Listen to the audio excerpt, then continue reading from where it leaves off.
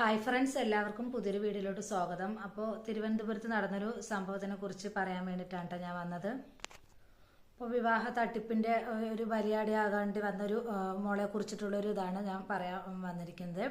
അപ്പോൾ നമുക്ക് വീഡിയോയിലോട്ട് കടക്കാം. അപ്പോൾ എന്താണ് വിവാഹ തട്ടിപ്പ് അത് ഇതൊക്കെ പറഞ്ഞിട്ട് നമ്മൾ ഇവിടെ ന്യൂസുകളെല്ലാം കൂടുതലായിട്ട് കാണാറുണ്ട്. അപ്പോൾ അതിനെക്കുറിച്ച് ആ മോളുടെ അച്ഛൻ പറയുന്ന വാക്കുകൾ കേട്ടിട്ട് നമുക്ക് വീഡിയോ തുടങ്ങാം കേട്ടോ. അപ്പോൾ നമ്മൾ ആ അച്ഛൻ പറയുന്നതൊന്ന് കേട്ട് നോക്കൂ.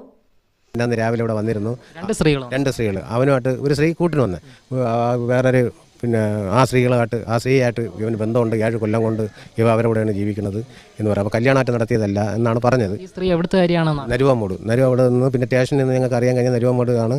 ഇവൻ്റെ വീഡിയോകൾ ഒരുപാട് എല്ലാവരുടെ ഫോണിലുണ്ട്. വേറെ സ്ത്രീകളായിട്ട് ബന്ധമുള്ള ഇതുണ്ട്, ക്ലിപ്പുണ്ടെന്നൊക്കെയാണ് അവർ പറയുന്നത്. അപ്പം ഈ കല്യാണത്തിൻ്റെ രാവിലെയാണ് ഈ സ്ത്രീ ഇവിടെ വന്ന് കണ്ടവരുണ്ട്, ദൃക്സാക്ഷികളുണ്ട്. അതിനുശേഷം ഇവർ അതിനെ കല്യാണത്തിൻ്റെ മണ്ഡപത്തിലേക്ക് വരികയും ഇവരൊക്കെ പോയതിനു ശേഷമാണ് ഈ സ്ത്രീകൾ വന്നത്. വീട്ടിലാരും ഇല്ലല്ലോ, ഇവിടെയുള്ള നാട്ടുകാർക്കെല്ലാം അവർ സത്യം പറഞ്ഞു. അപ്പോൾ കല്യാണം കഴിഞ്ഞ് എൻ്റെ മോളെ കൊണ്ട് പോകുന്ന വഴി വെച്ച് വാഹനം മാറി. ഇതൊന്നും എൻ്റെ മോൾക്ക് അറിഞ്ഞൂടാ. അപ്പോൾ എൻ്റെ മോൾ ചോദിച്ചാൽ പറഞ്ഞാൽ വണ്ടിയുടെ കംപ്ലയിൻറ്റ് എന്തേരെന്ന് പറഞ്ഞാണ് മാറി. അവിടെ നിന്ന് പോണ വഴിക്ക് നേരെ ഇവിടെ വന്നിട്ട് പയ്യൻ വീട്ടിൽ കയറാതെ കരമന പോലീസ് സ്റ്റേഷനിലേക്കാണ് പോയത്. അവിടെ നിന്ന് പോലീസ് വന്ന് ഇവനെ കൊണ്ടുപോയപ്പോൾ എൻ്റെ മോളെ ഒറ്റയ്ക്കാണ് വരൻ്റെ വീട്ടിൽ ആരതി ഒഴിഞ്ഞ് കയറ്റിയത്. വിളക്കും കൂടെ വേറെ ആരും സ്വീകരിക്കാൻ പോലും ഇല്ലായിരുന്നു. തിരിച്ച് സഹോദരിയുടെ ഭർത്താവും ബന്ധുക്കളും വന്ന് അവളെ കൂട്ടി സഹോദരിയുടെ വീട്ടിൽ കൊണ്ടുപോയി, പയ്യൻ്റെ സഹോദരി വീട്ടിൽ കൊണ്ടുപോയി. അവിടെ വെച്ച് ആഭരണങ്ങളും എല്ലാം ഊരി വാങ്ങി. കല്യാണം 30 പവൻ കല്യാണ ഡ്രസ്സും എല്ലാം ഊരി വാങ്ങിയിട്ട്. അപ്പോൾ എൻ്റെ എന്താണ് അങ്ങനെ ഊരിനെന്നിട്ടാൻ പറഞ്ഞാൽ അത് മേക്കപ്പിന് പോകണം. കരമന NSS വെച്ചാണ് അവരെ പാർട്ടി. അങ്ങനെ അവിടെ പോകണമെന്ന് പറഞ്ഞാൽ അവിടെ ഇത് എല്ലാം ഊരി വാങ്ങിയിട്ട് അവിടെ കൊണ്ടുപോയതിന് ശേഷം എൻ്റെ കുട്ടികൾക്ക് അപ്പോഴാണ് ഈ സത്യം പറയുന്നത്. അവന് വേറെ ബന്ധമുണ്ട്, മോൾ പേടിക്കരുത്, എന്നാലും നിൻ്റെ ജീവിതം നല്ല രീതിയിൽ പോകും. ആരാണ് ഇത് പറഞ്ഞത്? പയ്യൻ്റെ സഹോദരി. ഇവിടെ എൻ്റെ മോൾ കുഴഞ്ഞു വീണു. അടുത്ത് അന്വേഷിച്ചപ്പോഴൊക്കെ നല്ലൊരു ഫാമിലി ആയിരുന്നു എന്നൊക്കെയാണ് പറഞ്ഞിട്ടുണ്ടായിരുന്നത്. അങ്ങനെയാണ് കല്യാണം നടക്കുന്നത്. മോളെ ഇപ്പോൾ നമ്മൾ സ്വാഭാവികമായിട്ട് കല്യാണം നടത്തുമ്പോൾ എല്ലാവരുടെയും അന്വേഷിക്കും. അപ്പോൾ ആരും കുറ്റമൊന്നും പറഞ്ഞില്ല, ചെറുക്കനെ കുറിച്ച് കുറ്റമൊന്നും പറഞ്ഞില്ല. അങ്ങനെയാണ് കല്യാണം ഉറപ്പിക്കുന്നത്. അങ്ങനെ എന്തായാലും അച്ഛൻ്റെ കൂട്ടുകാരനാണ്. അച്ഛൻ്റെ കൂട്ടുകാരനാണ്. അപ്പോൾ പിന്നെ സ്വാഭാവികമായിട്ടും പ്രശ്നങ്ങളൊന്നും ഇല്ലാത്ത രീതിയിൽ നമ്മൾ കല്യാണം കഴിക്കും. അപ്പോൾ താലി കെട്ടാൻ പോകുന്ന സമയത്താണ് പോലീസ് വരുന്നത്. പോലീസ് വന്നിട്ട് സ്റ്റേഷനിലോട്ട് വരാൻ പറയുന്നുണ്ട്. അപ്പോൾ താലികെട്ടൊക്കെ കഴിഞ്ഞിട്ട് ഇയാൾ നേരെ വീട്ടിൽ പോവാതെ വീട്ടിൽ നമ്മൾ വീട്ടിലാണല്ലോ കല്യാണം കഴിഞ്ഞ് കയറി, വീട്ടിൽ കയറാതെ നേരെ പോലീസ് സ്റ്റേഷനിലാണ് പോയത്.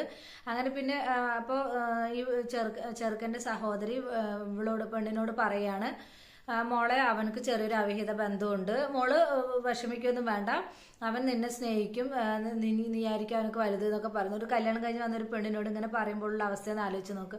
ആ യുവതി അപ്പം തന്നെ ബോധരഹിതയായിട്ട് വീണു എന്നാണ് പറയുന്നത്, ബോധം കെട്ട് വീണു എന്നാണ് പറയുന്നത്. അപ്പം ഇങ്ങനെയുള്ള സംഭവങ്ങളൊക്കെയാണ് നടന്നിരിക്കുന്നത്. അപ്പോൾ എന്തെങ്കിലും വിവാഹ തട്ടിപ്പിന് തന്നെ ഇരയായിരിക്കുകയാണ്. അപ്പോൾ ഈ ചെറുക്കനക്ക് വന്നിട്ട് 7 വർഷം മുന്നേ കല്യാണം കഴിച്ചു എന്നാണ് പറഞ്ഞത്. കല്യാണം കഴിച്ചു എന്നും ഉണ്ട്, ഇല്ല എന്നും പറയുന്നുണ്ട്.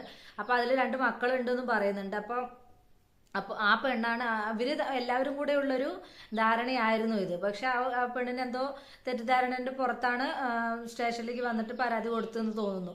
അപ്പൊ അങ്ങനെയാണ് ഇതെന്തായാലും കള്ളി വെളിച്ചത്തായത്. എന്താണെങ്കിലും ഇത് ജീവിതം തുടങ്ങിയില്ല, കല്യാണം കഴിഞ്ഞു എന്ന് പറയുമ്പോൾ തന്നെ അതൊരു തന്നെയാണ്. അപ്പൊ എന്തെല്ലാം സ്വപ്നങ്ങളിലൂടെയാണ് നമ്മൾ ഒരു വിവാഹത്തിലേക്ക് കടക്കുന്നത്. അപ്പോൾ ആ ഒരു വിവാഹം ദിവസം തന്നെ ഇങ്ങനെയൊരു ഇത് കേൾക്കുമ്പോൾ എന്തായിരിക്കും അവസ്ഥ?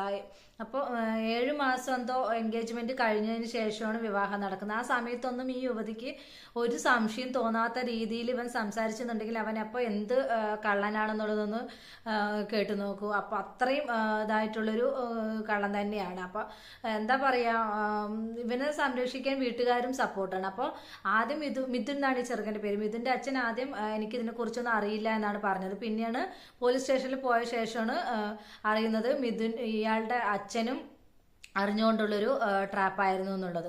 വീട്ടുകാർ മൊത്തത്തിൽ പൈസ വിടുങ്ങാനുള്ളൊരു ട്രാപ്പായിരുന്നു. ഇപ്പോൾ ഈ പൈസയും കൊണ്ട് ആദ്യ ഭാര്യയായിട്ട് ഇവനക്ക് മുങ്ങാനുള്ള ശ്രമമായിരുന്നു. അപ്പോൾ പോയ ഉടനെ തന്നെ ഇവളുടെ ആഭരണങ്ങളെല്ലാം 30 പവനോളം ആഭരണങ്ങൾ കൊടുത്തിട്ടുണ്ട്. ആഭരണങ്ങളെല്ലാം ഉരി വാങ്ങിച്ചു എന്നാണ് പറയുന്നത്. അപ്പോൾ ആച്ചൻ പറയുന്ന കുറച്ച് വാക്കുകളും കൂടെ നമുക്കൊന്ന് കേട്ട് നോക്കാട്ടോ. ഇതറിയാം, 7 മാസം കൊണ്ട് ഇവർ പല കേസിൽ പൈസ കൊടുത്ത് ഒതുക്കി അവളെ നിർത്തിയിരുന്നതാണ്. കൂടെ അവൾ പൈസ ചോദിക്കുമ്പോൾ കൊണ്ട് കൊടുക്കും ഇവർ. അങ്ങനെ ഇപ്പോഴും നടന്നുകൊണ്ടിരിക്കുകയാണ്. അത് കിട്ടാതെ വന്നപ്പോൾ അവൾ പരാതിയായിട്ട് വന്നതെന്നാണ് എനിക്ക് പറയാനുള്ളത്. അല്ല, സ്റ്റേഷനിൽ സംസാരിച്ച് ഞാൻ പറഞ്ഞാൽ അറിഞ്ഞു വെച്ചോണ്ട് നീ എൻ്റെ മോളെ ചതിച്ചല്ലോണ്ടെന്ന് പറഞ്ഞ് അത് അവൻ നന്നാവുമെന്ന് വിചാരിച്ച് ഞാൻ കേട്ട് എൻ്റെ മോളെ വലിയടാക്കിയിട്ടാണ് നിൻ്റെ മോനെ നന്നാക്കണതെന്ന് ചോദിച്ചപ്പോൾ പറ്റിപ്പോയി എന്ന് പറഞ്ഞു. അപ്പോൾ അവൻ ഇത്തരം കാര്യങ്ങളെല്ലാം ചെയ്തിട്ട് അവർ നിസ്സാരം ഒറ്റ വാക്കിൽ ഒതുക്കി തീർക്കുന്നു. ഇനി എത്ര കാലം എൻ്റെ മോളെ ഞങ്ങളും കഷ്ടപ്പെട്ടതും ഈ കൊച്ചിൻ്റെ സ്വപ്നമായിരുന്ന വിവാഹം തകർത്തിട്ട് എരിഞ്ഞ് ജീവിക്കണമെന്നാണ് എനിക്ക് പറയുന്നത്. എന്താണ് കൂട്ടുകാരൻ തന്നെ നമ്മളെ ചതിക്കാന്നുണ്ടെങ്കിൽ അപ്പോൾ ആ ഒരു പെൺകുഞ്ഞിൻ്റെ ജീവിതം വെച്ചിട്ടാണ് അവർ കളിച്ചത്. അവർക്ക് എന്താണ് ഇങ്ങനെ പറയായിരുന്നു, ആ സ്വന്തം ഒരു കൂട്ടുകാരൻ പറയുമ്പോൾ ആ ഒരു ഇത് കാണായിരുന്നു, ആ ഒരു പെൺകൊച്ചാണെന്നുള്ളൊരു അവർക്കും ഒരു മോളുണ്ട്. അപ്പോൾ അതൊന്നും ചിന്തിക്കാതെയാണ് ഈ മോളുടെ ജീവിതം വെച്ച് ഇവർ കളിച്ചത്, പൈസയ്ക്ക് വേണ്ടി മാത്രം. അപ്പോൾ ആ മോന് സപ്പോർട്ടായിട്ട് കുടുംബക്കാർ മൊത്തം.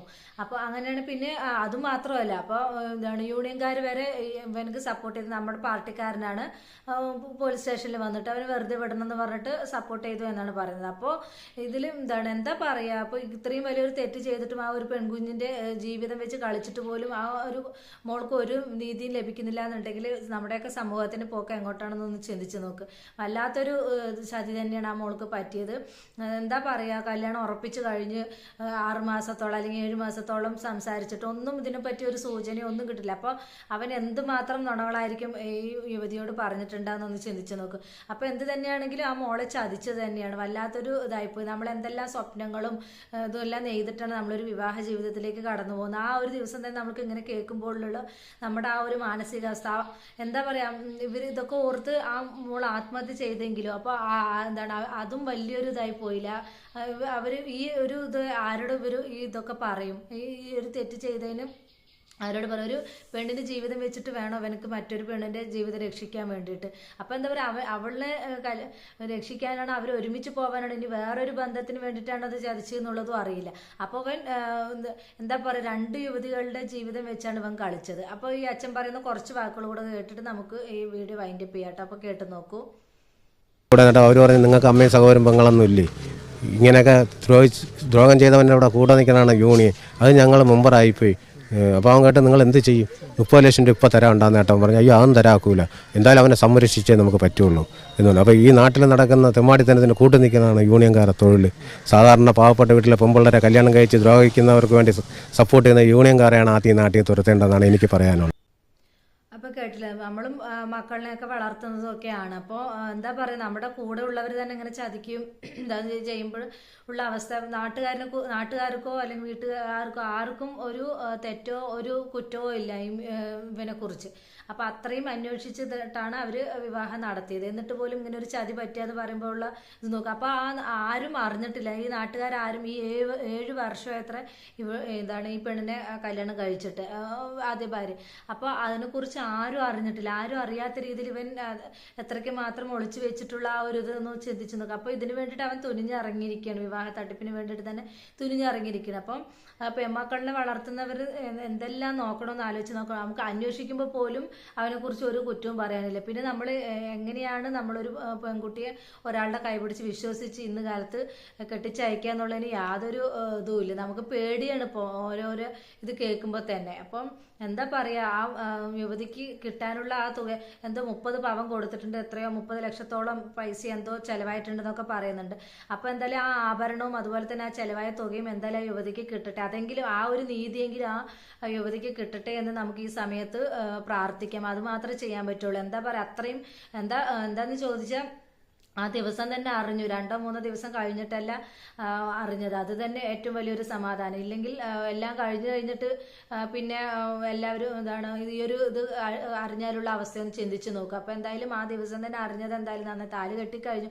എന്തായാലും ആ ഒരു ഇത് തന്നെയാണ്, പോരായ്മ തന്നെയാണ്. എന്നിരുന്നാലും ആ യുവതിക്ക് കിട്ടാനുള്ള പണവും ആഭരണങ്ങളെല്ലാം കിട്ടട്ടെ എന്നത് നമുക്ക് ആഗ്രഹിക്കാം. ഇനിയൊരു ചതി ആർക്കും പറ്റാതിരിക്കട്ടെ, ഒരു പെൺകുട്ടികൾക്കും ഇങ്ങനെ ഒരു ചതി പറ്റാതിരിക്കട്ടെ എന്ന് നമുക്ക് ആത്മാർത്ഥമായി പ്രാർത്ഥിച്ചുകൊണ്ട് ഞാൻ എൻ്റെ വീഡിയോ വൈൻഡപ്പ് ചെയ്യുന്നു. പുതിയൊരു വീഡിയോയിൽ നമുക്ക് വീണ്ടും കാണാം. ബൈ.